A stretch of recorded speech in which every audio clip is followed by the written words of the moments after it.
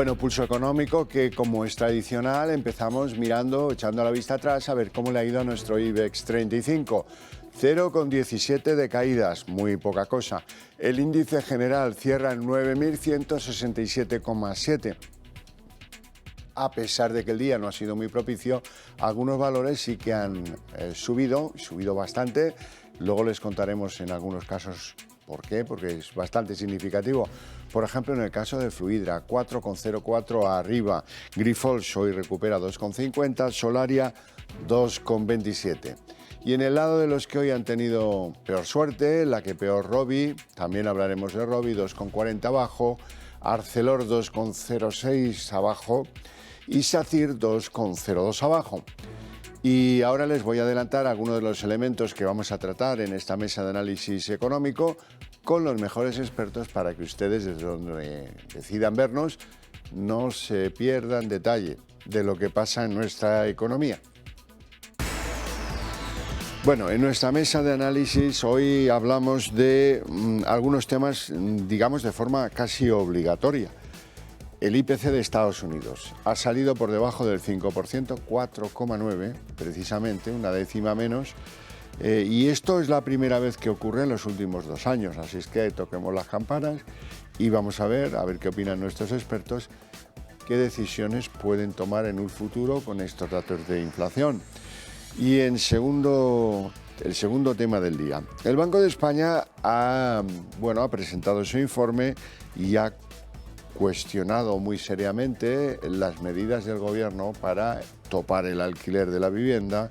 O sea, ha cuestionado la propia ley de la vivienda, la reforma de las pensiones y, desde luego, el asunto de dar avales ICO para que los jóvenes compren vivienda. Eso por no hablar de que dice el gobernador del Banco de España, Pablo Hernández de Cos, que ha llegado el momento ya de tener un plan para reducir la deuda, cosa de la que Sánchez suele hablar poco, muy poquito. Bueno, les presento ya a nuestros invitados esta tarde. Don Antonio Banda, CEO de Phil Capital. Hola, buenas tardes. Ha visto que lo he dicho bien, que luego me critican. Bueno, sí, cuando me insultas tampoco pasa nada. No, siempre digo CEO. Y tú lo sabes. Sí, lo bueno, tengo claro. ¿todo bien o no? Muy bien, todo en marcha. Me alegro.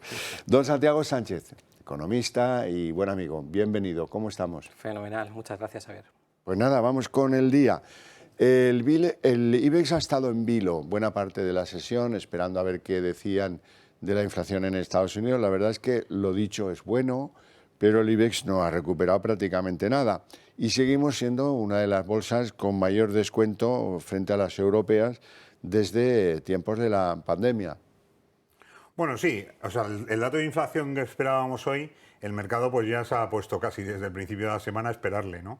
Al final el dato ha sido bueno, las perspectivas para la economía americana pues van de la mano de que esa rebaja en la inflación puede significar que van a estar más tranquilos con la situación de los tipos de interés, pero por el lado de nuestra bolsa seguimos de la misma manera, ¿no? O sea, seguimos penalizados por nuestro peso en bancos, seguimos penalizados porque no hay forma de que tire esto con alguna señal, y el año no está siendo malo, ¿eh? O sea, efectos de rentabilidad, pues la bolsa española está ahí situada entre las principales de Europa y pendientes de a ver si pasa algo alguna vez, ¿no? Si no, nos vamos a meter ya en verano y empezaremos enseguida a hablar de Navidad, ¿no? Porque aquí quiere que todo pase rápido. Santiago, ¿cómo lo ves tú? Pues yo creo que la referencia de la semana claramente era el dato de inflación en Estados Unidos, que ha estado muy cerca de las previsiones, pero yo creo que nos sigue mostrando un enquistamiento de la inflación en Estados Unidos, que va a hacer muy difícil que esas visiones más optimistas en cuanto a que pudiéramos tener bajadas de tipos en el otro lado del charco antes de final de año, yo sinceramente lo veo complicado. La demanda en Estados Unidos sigue fuerte, el consumo sigue fuerte, los datos de empleo siguen mostrando fortaleza en Estados Unidos, con lo cual yo creo que hay que tener paciencia y ver hacia dónde dirige su política la FED en los próximos meses, pero yo descartaría absolutamente bajadas de tipos y el horizonte del 2% lo veremos posiblemente en el año 2025. Bueno, vamos a ahondar en eso del IPC en Estados Unidos, 4,9, una décima menos. Si esto va de un mes, una décima, va a durar. eso está claro. ¿A mayor ritmo? Puede ser que vaya a mayor ritmo en el futuro, de momento no es así. La cuestión es que con eso en el fogón, ¿qué puede hacernos el cocinero? Bueno, hay un elemento clave aquí, y lo ha comentado Javier ahora mismo, que es fundamentalmente, Santiago, perdón, una cosa, que es la economía americana está fuerte, o sea, tiene unos datos que realmente al mercado no es que le esté sorprendiendo, pero porque nosotros esperábamos pues que llegase una recesión mucho más rápida, todo eso parece que está abandonado. Pero también es verdad que se está enfriando la situación a menor ritmo, y estoy también totalmente de acuerdo con Santiago en que la situación fundamental que tenemos aquí es que no van a bajar los tipos. O sea, lo que puede pasar también es que no van a subir y nos metamos en una temporada muy larga de mantenimiento, y los tipos americanos están entre el 5 y el 5,25%, que es un nivel para la situación en general de endeudamiento complicada, ¿no? Entonces, ante eso, ¿qué podemos ver? Pues Europa sigue jugando segunda división, ¿no? Y a nosotros, pues bastante vamos a tener con datos de inflación subyacente complicados, que en nuestro caso la inflación no cae, y desde luego también lo que no vamos a ver es que el Banco Central Europeo nos dé señales distintas a las que ha dado hasta ahora, que es que va a seguir subiendo. Como decía, la inflación es que está prácticamente enquistada. Que lleve 10 meses bajando y que estemos estabilizados en ese entorno del 5% y la subyacente cerca del 5,5%, pues lo que te demuestra es que es muy difícil de reconducir una vez que el proceso inflacionista está lanzado. Sí que es cierto que, uno, los precios en el mes han subido en Estados Unidos, han subido 0,4%, y dos, ese alivio que ha tenido la inflación norteamericana viene muy determinada por la evolución positiva que ha tenido los precios de la energía y también por el alivio que ha tenido las cadenas de suministro, y eso ha hecho que esa presión en la estructura de costes de las empresas y la estructura productiva pues haya aliviado un poco la inflación, pero que vamos a un horizonte y que está mostrando síntomas de fuerza y de estancamiento la inflación en ese entorno del 5%, nos complica el horizonte, y desde luego comparto lo que estábamos comentando, que el BCE ha ido por detrás. Y yo creo que también han venido señales en las últimas horas del Bundesbank indicando, señores, queda mucho por recorrer y hay que seguir. Ya. Bueno, hablemos del crecimiento español. En lo que toca al Banco de España, lo ven con cierto mejor, optimismo. Creen que estará más cercano al 2% que al 1,6%, previsto inicialmente para este año. Y la señora Calviño, la vicepresidenta Calviño, es más optimista que nadie porque confía en lo que podríamos llamar un segundo trimestre fuerte en este año 2023. Ha habido muy buenas noticias relativas a la economía española. Hemos sabido que en el primer trimestre del año ha crecido a un ritmo del 3,8%, muy por encima de los países de nuestro entorno, y los datos que tenemos del segundo trimestre apuntan a que continuará ese fuerte crecimiento. Se ha acelerado la creación de empleo, tenemos 20.600.000 personas afiliadas a la Seguridad Social, estamos en mínimos históricos de desempleo. No sé, yo no me pondría un flamenco amarillo en la solapa porque toda la visión del espectador va a Yolanda Díaz, que no sé, no me parece que sea lo más adecuado en términos políticos. Pero a lo que vamos sobre el crecimiento, ¿qué tal veis las previsiones de ese segundo trimestre? ¿Qué tal veis lo que dice el Banco de España? Bueno, yo creo que Calviño se agarra a lo que puede agarrarse dentro del informe del Banco de España, que son dos cosas. Uno, que van a revisar las previsiones que tenían del 1,6 de crecimiento para 2023 en base a una serie de circunstancias que ahora hablamos de ellas, y dos, la fortaleza de empleo. Y hasta ahí quedan las buenas noticias. Todo lo que hay detrás pues es que España sigue manteniendo problemas de productividad, y lo dice el informe del Banco de España, y problemas de desempleo. Somos el país con mayor tasa de paro juvenil y con mayor tasa de paro general de la Unión Europea, y seguimos con graves problemas y graves desequilibrios en nuestras finanzas públicas. A partir de ahí, el crecimiento del anterior trimestre venía muy debilitado por un problema en el consumo interno, con una caída del 1,3% en el consumo de los hogares, un pequeño alivio en la inversión, pero sigue siendo débil, y lo que tira y lo que va a tirar en el segundo trimestre y en el tercer trimestre son exportaciones y turismo. Seguimos esperando a que el plan de recuperación, y también hace referencia el gobernador del Banco de España, que de verdad vayan a aplicarse reformas que no sean contraproducentes, como las que estamos viendo con vivienda, con pensiones, con la reforma laboral, sino que sean reformas realmente estructurales y que mejoren la competitividad. Y por otro lado, las inversiones, uno, que se hagan, y dos, que de verdad tengan impacto en el crecimiento. Pero seguimos estando muy endeudados, hemos subido el ratio de deuda del PIB 15 puntos, desde el 2019 a 2022, ningún país del euro se ha endeudado en porcentaje tanto. Desde que gobierna Pedro Sánchez, nuestra deuda se ha incrementado en 320.000 millones de euros. Nos falta un 0,2% para recuperar el nivel prepandemia. Somos el único país que ha perdido renta per cápita desde el 19 hasta el 22. Es decir, triunfalismo los justos y en su medida. Manda. Sí, yo creo que al final esta labor de estar continuamente en campaña electoral tiene una situación complicada, que la realidad la tenemos detrás los que están viviendo el día a día y ven cómo está la situación con la vivienda, el precio de los pisos, la situación del alquiler, ven el desempleo, que sí, que es muy bonito salir diciendo que tenemos el menor dato de empleo desde el año, desde la historia, y al final eso no es la realidad. O sea, que la realidad sí que la tiene un poco el Banco de España, porque sus informes van de la mano de que hay que hacer cosas serias para conseguir recuperar donde estábamos en el año 2019, para solamente recuperarlo. Y si además lo que tenemos son políticas que no están destinadas ni focalizadas en recuperación, nos encontramos con que el Gobierno está lanzando salvas y va a seguir haciéndolo durante todo este año, que tendría que ser un año de recuperación, y por la situación de tener dos elecciones, una con una separación de 6 meses, vamos a tener una situación solamente de dedicarnos a salir a la televisión dando buenas noticias. Bueno, estaba claro que los socialistas del Gobierno no se hablan con los de Unidas Podemos del mismo Gobierno. Hoy lo que queda claro es que tampoco los de Economía del Gobierno se hablan con los de Economía del Banco de España, el mejor servicio de estudios económicos que hay en el país.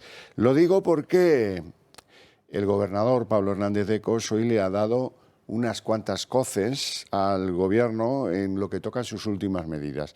La ley de vivienda tiene un problema, el tope a las viviendas de alquiler, que eso es un error. La reforma de las pensiones, ha atacado que falte un plan para reducir la deuda y sobre todo ha dicho que no está de acuerdo en eso de dedicar una línea de avales del ICO para que los jóvenes que puedan, con un 20% avalado por el ICO, pues puedan ir a buscarse la vida y comprarse una vivienda. Bueno, pues esto ha sido mega monumental porque deja completamente desplumado los movimientos que todos son electoralistas por esencia de Pedro Sánchez en los últimos meses. No, y lo ha demostrado en todos estos años que lleva gobernando. O sea, hay un punto inicial que es qué hablo, qué cuento, y luego la ejecución de eso. Y hemos visto, tanto en subvenciones como en ayudas, como ahora, que nos van a obligar a devolver parte de las ayudas porque no hemos sido capaces de ejecutarlas. Y luego sacar pecho sobre todo eso. Nos encontramos en un mundo en el que en vez de demostrar lo que estás haciendo, estás intentando contar lo que pretenderías hacer en un mundo que es distinto al en el que estás. Entonces, al final estás, de nuevo, con todo el tiempo lanzando salvas para que sin ningún contenido y sin ninguna pólvora. Santiago. Yo creo que el Banco de España, con el rigor que le caracteriza, lo que hace es todavía profundizar más en los problemas que tiene esta ley de vivienda, que es un problema de inseguridad jurídica tremendo, un tope a los precios que lo único que hace es retraer oferta por un lado, y la que quede lo que va a hacer es reinvertir menos en el mantenimiento y la inversión en esos inmuebles, simplemente porque al caerte la rentabilidad y a subirte los costes de hipotecas, de gastos, etcétera, pues a algún lado tiene que buscar el propietario un mínimo de rentabilidad. Y el problema de la ocupación que hay detrás es que no se solventa. Y vivimos de anuncios. Esto de los 50.000 beneficiarios por los avales juveniles, ¿no?, hasta 35 años. Yo te voy a dar un dato nada más, Javier. En la Comunidad de Madrid, que lleva un año haciéndose esto, durante ese periodo se ha hecho acuerdos con 3 entidades financieras. Se han firmado 424 avales y el impacto ha sido de beneficiar a unas 650 familias, 650 jóvenes. Es decir, nos están inundando de cifras alejadísimas de la realidad, como hacían con el ingreso mínimo vital o como hacían con los que iban a beneficiarse del Código de Buenas Prácticas Bancarias. La realidad es que es un problema que agrava la oferta, que es donde está realmente el problema de la vivienda, en la oferta del suelo y en la disposición de suelo. Y por el lado de la compra, lo que hay que darle es menos temporalidad a los jóvenes, no disfrazarla de contratos indefinidos, darles darles mejores empleos y construir un país que sea más productivo y que puedan aspirar a mejores salarios para estar en unos ratios de endeudamiento que sean adecuados, porque el banco solo te va a dar la hipoteca si te demuestras capacidad de pago, aunque te consigas el aval del 100%, pero si no tienes capacidad de pago y solvencia, evidentemente no vas a tener una hipoteca. Hablando de empleo, el Banco de España sugería hoy que a lo mejor era buena idea elevar la cuantía de lo que se paga por desempleo y reducir la duración del subsidio. ¿Cómo lo veríais? Pues yo soy partidario de esta medida. Todo lo que sea incentivar a que no se enquisten situaciones y que se favorezca lo que es la entrada o se incentive la reincorporación de las personas que están desempleadas al mercado laboral, pues a mí me parece bien. Al final se equilibra lo que cobra la persona que está en el paro, es decir, lo que te reducen de periodo de desempleo te lo incorporan en cuantía, con lo cual sales más o menos equilibrado, pero desde luego en un mercado laboral como el que tenemos, que es tan rígido y sobre el que hay tantas cosas por hacer, que se introduzcan medidas que un poco incentiven la reincorporación al mercado laboral, y tenemos que trabajar para que no sean trabajos troceados, sino que sean trabajos con jornadas completas y de empleos de calidad, pero todo lo que es incentivar eso a mí me parece bien. Banda, ¿cómo te Sí, parece? a mí la medida económicamente es lo mismo, ¿no? O sea, estar quitando temporalidad por traerlo al valor presente. ¿Qué es lo que ocurre? Que efectivamente esto no tiene que ser una solución al desempleado. La solución al desempleado es ofrecerle un trabajo y ser capaz de dinamizar el mercado y ayudar a los empresarios, que son la parte más importante aquí para la creación de empleo. No, el desempleado pues está ahí, tiene un problema, pero si tiene la oportunidad de trabajar, la va a hacer. Por lo tanto, beneficia a los empresarios, abre ese mercado y que creen más empleo para no tener que estar en el desempleo. Y eso sería donde tendría que hacer el esfuerzo, no en las medidas para fomentar el desempleo, ¿no? Bueno, hablemos de algún nombre propio. La cadena hotelera NH, y que tiene un socio mayoritario, ya saben, tailandés, y que, bueno, pues ha decidido no va a hacer una OPA de exclusión, va a ir comprando con prima, además con prima, y eso ha hecho que el valor se dispare un 20% hoy. Bueno, sí, NH ya hablábamos desde que entraron este mayoritario, cómo estaba transformando deuda en participación, cómo estaba interviniendo en el mercado, porque su principal interés es quedarse con la compañía, ¿no? Entonces, pues puede sobrepagar, porque la parte de minoritarios la puede ir sobrepagando, pero al final lo que es lógico y lo que estamos viendo, que luego hemos criticado con Ferrovial, es que es una compañía española que va a dejar de cotizar. Ante eso, el gobierno parece que no se preocupa que entre un extranjero y se haga con la mayoría, cuando con otras cosas que son con más sonido político les preocupa. Entonces, pues bueno, complicado. NH será una compañía que en el corto plazo no esté en el mercado. Yo comparto el análisis, es decir, que este grupo tailandés sea propietario del 94%, del 94,1% del capital, pues evidentemente condiciona.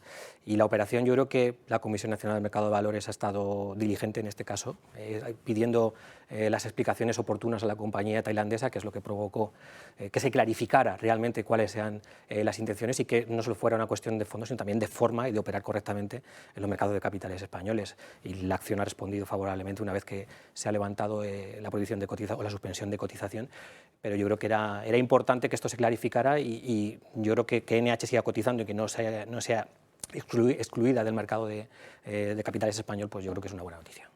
Vamos con Fluidra. Fluidra hoy es la que más sube en el mercado y además es un poco raro todo porque ha subido con fuerza, mantiene las previsiones, pero ganan 45,5% menos hasta marzo. Todo eso es difícil de encajar a la vez. Banda. Bueno, yo creo que analizando los datos lo que vemos es que hay algún dato de su cuenta de resultados que viene analizada. Puede decirse que hay una parte de extraordinarios que le va a mejorar en cuanto la compañía ya coja su tendencia, ¿no? Y al no cambiar tus expectativas para los próximos años, lo que tienes es una compañía que ha reducido datos de su deuda, ha hecho extraordinarios y que tiene unas expectativas a corto plazo que, aunque parece que con los datos son peores, la realidad es que va a mejorarlo en cuanto tengan unos resultados relacionados con su negocio normal, ¿no? Santiago, ¿cómo ves el Yo creo sube y que baja de Fluidra? Aparentemente pueden ser unos resultados que pueden generar alguna duda, pero cuando entras al detalle, yo creo que lo que hacen es mejorar las expectativas que había de mercado. El mercado, yo creo que ha valorado que los resultados han sido un 5% superior de la cifra de negocios a lo que se esperaba y que el EBITDA también ha sido un 28% superior a lo que se esperaba. Ha sido premiado en la jornada de hoy. También mantiene su política de dividendo, un 0,70 por acción, es el 50% del beneficio neto de la compañía y sigue manteniendo fortalezas en Estados Unidos y en la parte sur de Europa. Su negocio, que es la parte de las piscinas, sí que hay una parte debilitada por, lógicamente, la evolución de la construcción, de nueva construcción, limita bastante crecer en ese sector, pero se ha comportado bien la parte turística y eso también le hace crecer en la parte de piscina comercial un 2%. Pero yo creo que los fundamentos de la compañía son buenos y la situación de caja de la compañía también es buena, con lo cual cimientos sólidos para afrontar y estar en la guía de lo que permitía la compañía. Bueno, hemos hablado de la que más sube en el día de hoy, vamos a hablar de la que más baja en el día de hoy y es Laboratorios Rovi, que hasta marzo ha disminuido un 11% sus beneficios. Bueno, sí, Rovi ha tenido unas circunstancias, lleva sufriendo unos cuantos años, porque al final yo creo que es el tema de las farmacéuticas con productos muy limitados y que además tuvo una apuesta en su momento por el COVID y una vez que se pasa la situación, pues te penaliza el mercado, ¿no? Porque si no eres capaz de lanzar, eres monoproducto, no eres capaz de lanzar, lo que estás pendiente es que alguien sea capaz de comprarte dentro de lo que está el mercado farmacéutico, lo de moda que está y la cantidad de operaciones corporativas que existen en el mundo sobre el sector, ¿no? Yo creo que Rovi está esperando que surja algo y poco más, porque tampoco tienen muchas sorpresas que darle al mercado. Santiago. Es una compañía que evidentemente viene muy condicionada por la época post-COVID, ¿no? y el dejar de utilizar masivamente las vacunas, sino ir pues, a lo mejor a un procedimiento de vacunación de una vacuna al año. Tiene sus compromisos con Moderna, ya no solo por el tema del COVID y la vacuna, sino desarrollar otro tipo de fármacos, pero es un sector que para desarrollar un nuevo medicamento pues, requiere mucho esfuerzo de inversión detrás, periodos hasta que te evalúan y te dan el OK para entrar en nuevos mercados. Tiene varios de ellos para entrar en el mercado norteamericano y en ese aspecto yo creo que la compañía está diversificando bien. Veremos qué comportamiento tiene, pero desde luego el condicionante de este primer trimestre viene muy determinado por el cambio de escenario para una empresa farmacéutica que ha trabajado mucho y bien la parte de la vacunación durante el COVID. Bueno, hablemos de la banca. Para acabar, resulta que han sacado algunas medias y la banca española está pagando un 35% menos que la europea en captar depósitos. Esto va por barrios, pero pagamos menos que Francia, por ejemplo. Bueno, es que la banca española no quiere pagar. O sea, no es que esté pagando menos, es que no entiende y de hecho en las presentaciones de resultados de los bancos que hemos tenido las últimas 2 semanas, a todos los consejeros delegados le hacían la misma pregunta. ¿Qué pasa con los depósitos? ¿Cuándo lo vais a pagar? Y todos han dicho lo mismo. Es que no tienen ninguna prisa y desde luego esos datos salen porque los que sí están pagando son la banca mediana pequeña que está intentando robar depósitos a los grandes, pero tampoco lo consiguen, ¿no? O sea, estamos viendo el dato de depósitos, vemos que no hay movilización en los depósitos por cambios bancarios, hay una ligera reducción, pero no por el hecho de irse a otro activo financiero, como podría ser los fondos de inversión, que te están dando una oportunidad importante para obtener rentabilidad y con un cierto asesoramiento vas a tener más posibilidades, sino por el uso que están haciendo los depositarios de ese dinero para el consumo. Entonces, ese movimiento penaliza a los bancos y además el que paguen menos es complicado que tengas una política distinta, porque ya lo dicen, no quieren pagar nada. Yo creo que hay diversos factores. Desde luego, este que apuntaba Antonio es clave, es decir, los hogares han perdido o han reducido todo ese ahorro que tenían embalsado desde la época de la pandemia. La inflación ha hecho que se vaya reduciendo por un lado. Por otro lado, y el Banco de España lo ha indicado también, centra un efecto del 50% de este movimiento pues en la importante posición de liquidez que tienen los bancos y que no tienen necesidad de salir al mercado a captar pasivo de una manera muy agresiva comercialmente. Y por otro lado, pues bueno, sí que hay operaciones de fondos de inversión que pueden encontrar rentabilidades y sobre todo las letras. Y lo vimos en el día de ayer con las letras en 6 y 12 meses que están por encima del 3%. Entonces, las circunstancias hacen que sea pues casi la tormenta perfecta para el ahorrador de perfil muy, muy conservador que no quiere salir de su entidad, pero que le remuneren un poquito el dinero que tiene pues en su entidad, ¿no? En un depósito a plazo. Como es lógico. Como es lógico. Como es lógico.